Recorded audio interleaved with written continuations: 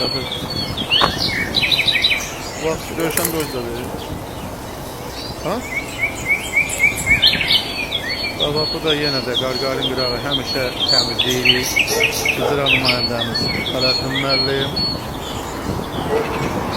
Kameraman deyək də, buranı lentə alan mən, şəhid qardaşı Abşov Bilal Əhmədoğlu, şəhid qardaşı Abşov Vasif Təyyafoğlu.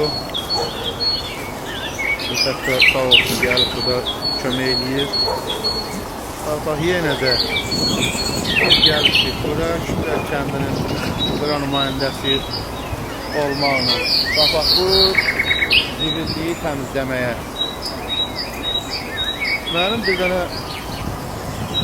bu məmurlardan deyim, dövlət başçısından ağarsın ya buna, rayon rəhbərliyindən bir dənə xahişim bu olardı ki, bura bir dənə kamera qoyulardı.